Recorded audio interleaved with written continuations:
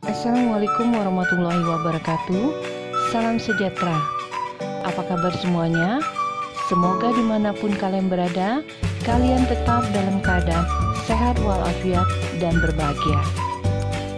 Minggu lalu kita sudah mempelajari tentang masyarakat dalam ilmu antropologi dan sosiologi. Dan materi kita sekarang yaitu membahas tentang sosialisasi dan interaksi. Kata sosialisasi sudah tidak asing di benak rekan-rekan sekalian. Mungkin pada saat kita SMP, SMA dan sebagainya, kita sudah mempelajari apa itu sosialisasi. Nah, dalam siklus manusia selalu membutuhkan yang namanya proses yang disebut dengan sosialisasi. Apa itu sosialisasi? Sosialisasi adalah sebuah proses penanaman atau transfer kebiasaan atau nilai dan aturan dari satu generasi ke generasi lainnya dalam sebuah kelompok atau masyarakat. Sejumlah sosiolog menyebut sosialisasi sebagai teori mengenai peranan atau role theory. Karena dalam proses sosialisasi diajarkan peranan-peranan yang harus dijalankan oleh individu. Jadi, proses sosialisasi adalah cara-cara berhubungan orang perorangan dan kelompok-kelompok sosial saling bertemu dan menentukan sistem serta bentuk-bentuk hubungan, atau sebagai pengaruh timbal balik antara berbagai segi kehidupan bersama yang mencakup berbagai aspek kehidupan. Menurut Profesor Dr. Sarjono Sukanto, di dalam pengantar sosiologi, interaksi sosial merupakan kunci semua kehidupan sosial. Dengan tidak adanya komunikasi ataupun interaksi antara satu sama lain, maka tidak mungkin ada kehidupan bersama.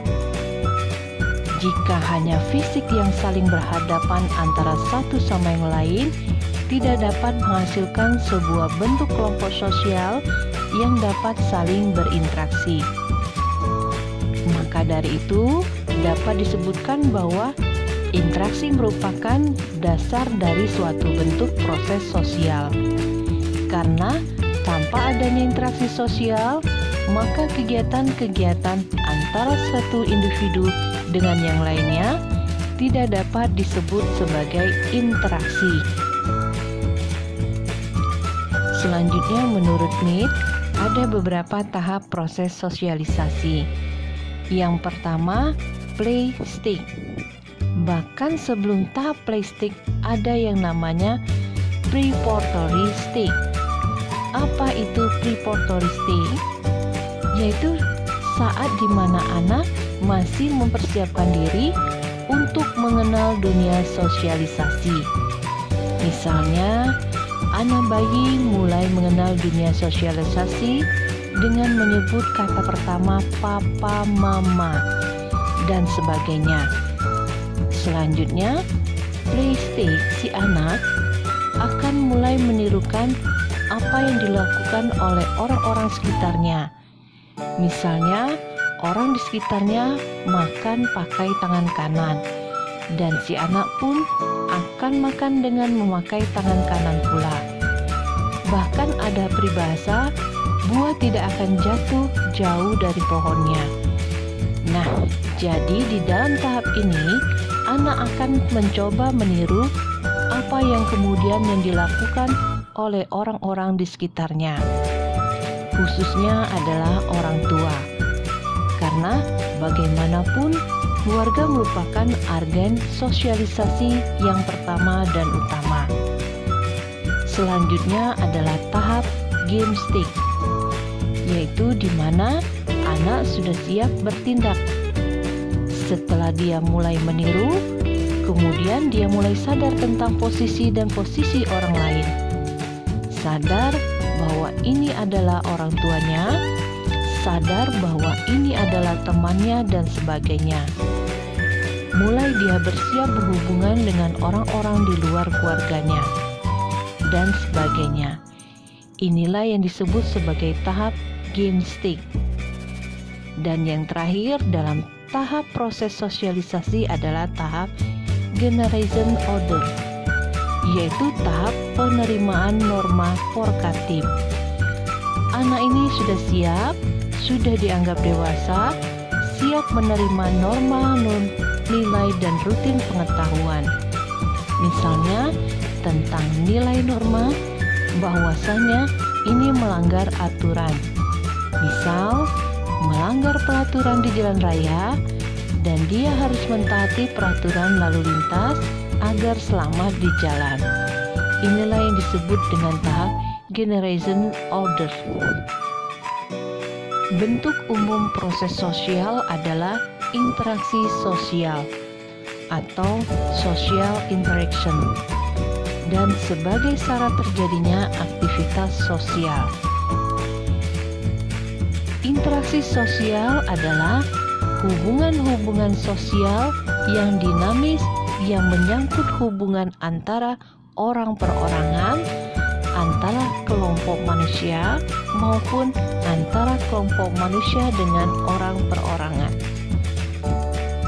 Pengetahuan tentang proses-proses sosial memungkinkan seseorang untuk memperoleh pengertian yang dinamis dari masyarakat atau gerak masyarakat. Masyarakat pada umumnya mempunyai bentuk-bentuk struktural seperti kelompok sosial, kebudayaan, lembaga sosial, stratifikasi, dan kekuasaan. Kesemuanya itu memiliki hubungan interaksi.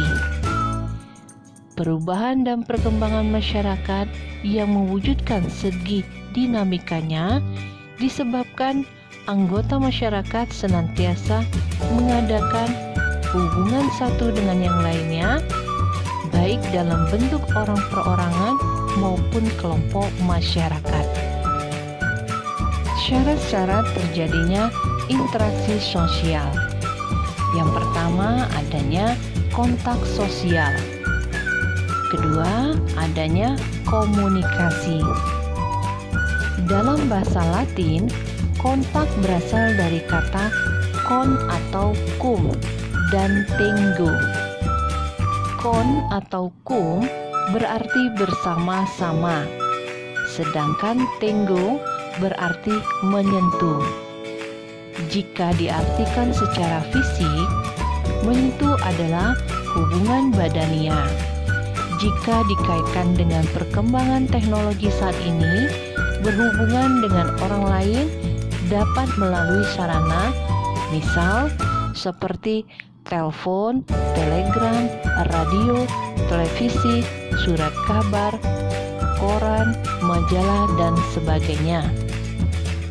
Berikutnya adalah agen sosialisasi.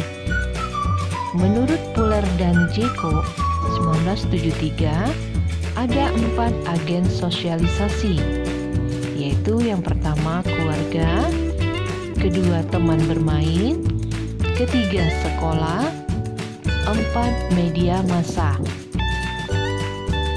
Agen sosialisasi menjadi penentu sering terjadinya pertentangan yang menyebabkan tersendatnya sosialisasi.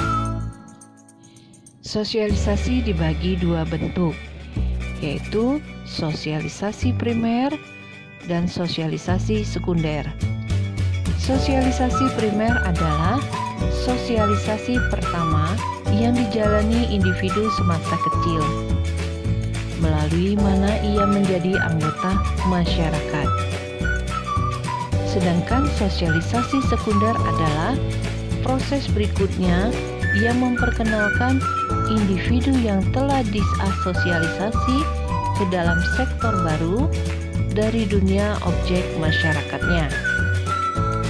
Sedangkan kontak sosial dapat berlangsung dalam 3 bentuk, yaitu pertama adalah individu dengan individu, individu dengan suatu kelompok manusia, dan kelompok manusia dengan kelompok manusia. Individu dengan individu adalah ada individu yang memberikan pengaruh rangsangan atau stimulus kepada individu lainnya. Misal, anak kecil mempelajari kebiasaan dalam keluarganya. Proses ini disebut dengan sosialisasi. Sedangkan individu dengan suatu kelompok manusia, misal norma-norma partai politik di masyarakat, memaksa anggotanya untuk menyesuaikan diri dengan ideologi dan programnya. Yang berikutnya adalah kelompok manusia dengan manusia, misalnya hubungan kerjasama antara dua perusahaan untuk menjalin suatu kerjasama bisnis. Beberapa faktor dari interaksi sosial antara lain adalah pertama, imitasi, yaitu kecenderungan meniru sikap, tindakan, tingkah laku, atau penampilan fisik seseorang secara berlebihan. Kedua, sugesti, yaitu sikap, pandangan, dan pendapat orang lain yang diterima tanpa dipikir ulang.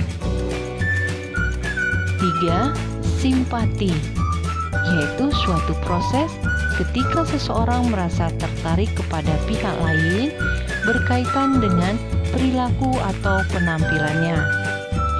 Yang berikutnya 4 adalah identifikasi, yaitu kecenderungan atau keinginan dalam diri seseorang untuk menjadi sama persis atau identik dengan pihak lain. 5. Empati, yaitu kemampuan untuk merasakan keadaan orang lain dan ikut merasakan situasi yang dialamin atau dirasakan orang lain. Yang berikutnya yang 6, motivasi, yaitu dorongan dalam diri seseorang untuk melakukan suatu tindakan. Bentuk-bentuk interaksi sosial dapat berupa pertama, kerjasama atau cooperation.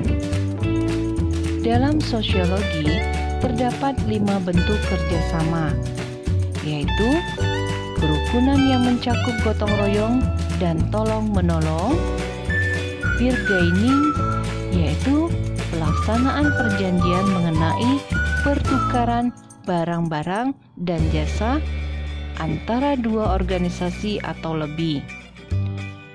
Ketiga, kooperasi atau co-application, yaitu proses penerimaan unsur-unsur baru dalam kepemimpinan atau pelaksanaan politik dalam suatu organisasi. Yang berikutnya, koalisasi, yaitu kombinasi antara dua organisasi atau lebih yang mempunyai tujuan yang sama. Selanjutnya ada joint venture, yaitu kerjasama dalam perusahaan proyek tertentu. Selanjutnya, persaingan. Persaingan adalah bentuk usaha yang dilakukan agar memperoleh kemenangan atau hasil yang lebih tanpa menimbulkan benturan fisik. Ya, ada pertentangan atau pertikaian. Bentuk-bentuk khusus terjadinya pertentangan antara lain seperti pertentangan pribadi, pertentangan rasial, pertentangan antar kelas-kelas sosial, pertentangan politik, pertentangan lokal, nasional, regional maupun internasional.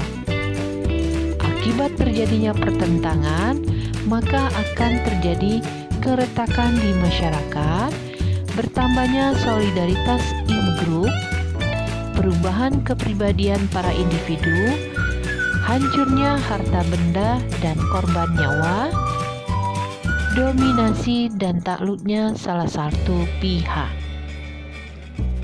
Menurut Gilling, terdapat 2 macam proses yang timbul sebagai akibat adanya interaksi sosial, yaitu pertama, proses asosiatif yang meliputi akomodasi. Apa itu akomodasi? Akomodasi adalah proses penyesuaian sosial untuk meredakan pertentangan. Tujuan akomodasi adalah pertama, untuk mengurangi pertentangan antara orang perorangan atau kelompok manusia sebagai akibat perbedaan paham. 2. Mencegah meledaknya suatu pertentangan untuk sementara waktu atau secara temporer. Ketiga, untuk memungkinkan terjadinya kerjasama antara kelompok-kelompok sosial yang hidup terpisah sebagai akibat faktor sosial, psikologi, dan kebudayaan.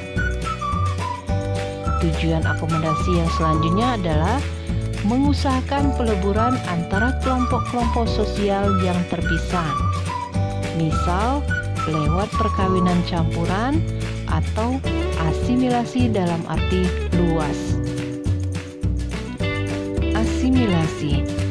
Faktor-faktor yang dapat memudahkan terjadinya asimilasi, pertama, adanya toleransi.